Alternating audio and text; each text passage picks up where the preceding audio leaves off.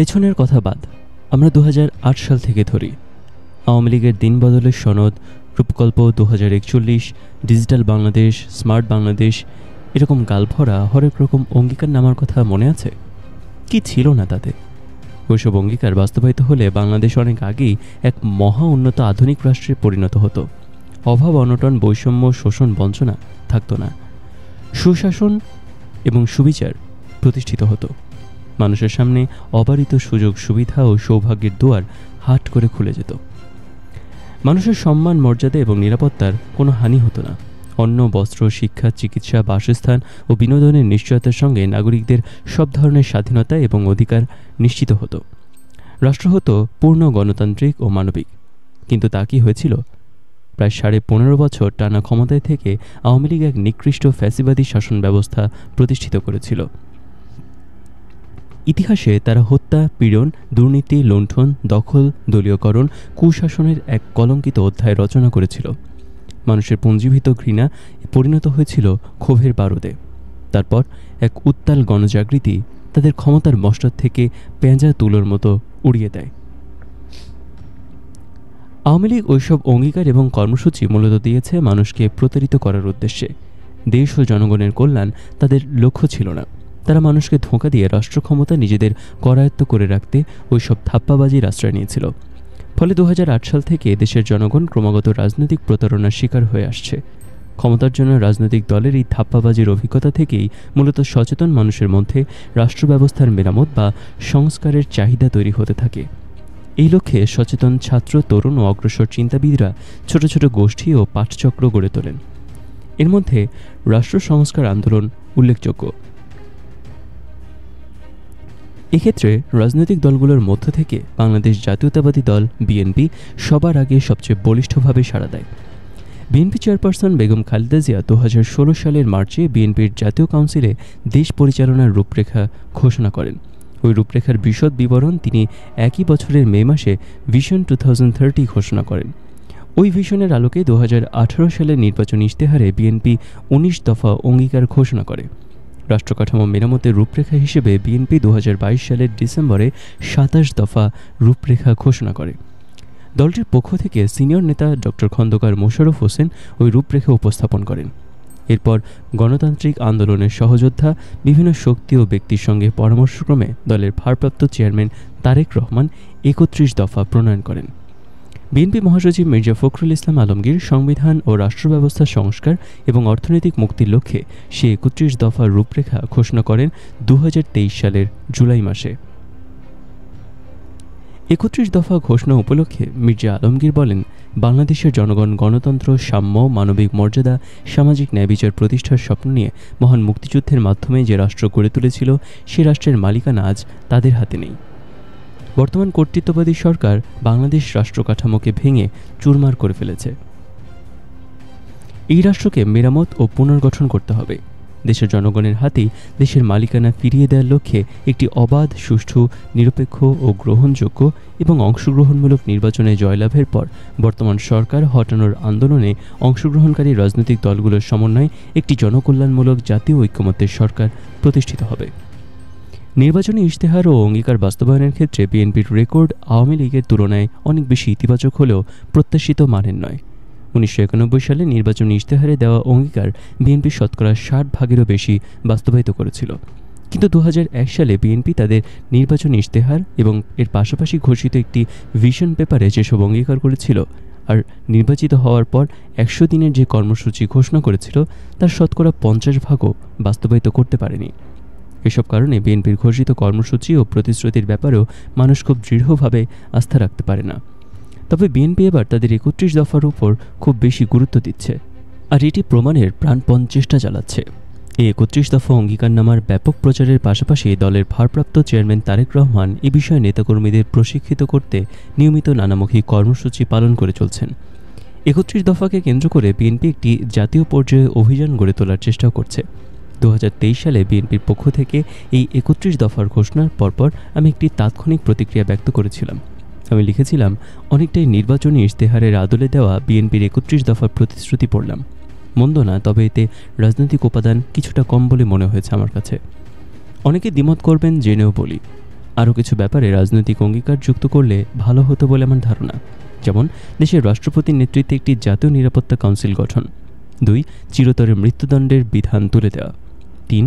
গুম, বিচার বহির্ভূত হত্যা ও নির্যাতনের মাধ্যমে মানবাধিকার লঙ্ঘন, সংবিধান ভঙ্গ, জাতীয় ক্ষেত্রে তথ্য উপাত্ত ও পরিসংখ্যান জালিয়াতি এবং আইন বহির্ভূত পন্থায় রাষ্ট্রের এবং রাষ্ট্রীয় প্রতিষ্ঠানের ক্ষয়ক্ষতির মাধ্যমে জাতিদ্রোহমূলক যেসব অপরাধ সংঘটিত হয়েছে সেগুলো নিরূপণ ও তদন্তের লক্ষ্যে একটি ট্রুথ কমিশন গঠন করা। 4. জাতীয় প্রতিরক্ষা নীতি প্রণয়ন। 5. পিলখানা হত্যাকাণ্ডের পুনঃতদন্ত এবং বিচার। 6. মুজিব হত্যা, জেল হত্যা, জিয়া হত্যা ও যুদ্ধ অপরাধ মামলা সংক্রান্ত সব বিতর্ক নিষ্পত্তির লক্ষ্যে কমিশন গঠন। 7.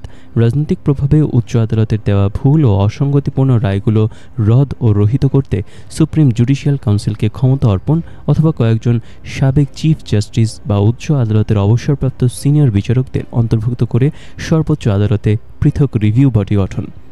8. জাতীয় স্বার্থবিরোধী চুক্তিগুলো পর্যালোচনায় সংসদীয় কমিটি গঠন এবং সেগুলো রদ, রহিত বা সংশোধন সংক্রান্ত সুপারিশ গ্রহণ। 9. দ্বিখণ্ডিত ঢাকা সিটি কর্পোরেশন পুনরাকৃতিকরণ। 10. আর্টিফিশিয়াল ইন্টেলিজেন্স সংক্রান্ত জাতীয় নিরাপত্তা কমিশন গঠন। 11. আন্তর্জাতিক পরিমণ্ডলে বাংলাদেশকে ব্র্যান্ডিং করার লক্ষ্যে রোভিং ন্যাশনাল আইকন অ্যাম্বাসেডর পদ সৃষ্টি করে বিশ্ব বিস্তৃত উপযুক্ত ব্যক্তিত্বকে সেই পদে নিয়োগের কথাও ভাবা যেতে পারে। 12. শুধুই রাষ্ট্রের রাজধানী হিসেবে ব্যবহারের লক্ষ্যে ঢাকার কাছে একটি পৃথক পরিকল্পিত নগরী গড়ে তোলা। ভবিষ্যতে নীতি নির্ধারকরা আমার এসব প্রস্তাব ভেবে দেখতে পারেন। আমি এই প্রস্তাবগুলো দিয়েছিলাম হাসিনার ফ্যাসিস্ট রেজিম চলাকালে।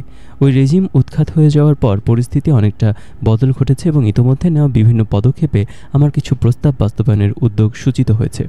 একই কথা বিএনপির 31 দফা সম্পর্কেও প্রযোজ্য। পরিস্থিতি বদলে যাওয়ার ফলে ফ্যাসিবাদী রেজিমের উত্তর বাংলাদেশে 31 দফার পুনর্বিন্যাস প্রয়োজন ছিল বলে আমার মনে হয়, কিন্তু বিএনপি তা না করেই ফ্যাসিবাদী বাস্তবতায় প্রণীত 31 দফাকে রাষ্ট্র সংস্কারের বাইবেল বা ম্যাগনা কার্টা বলে মনে করছে।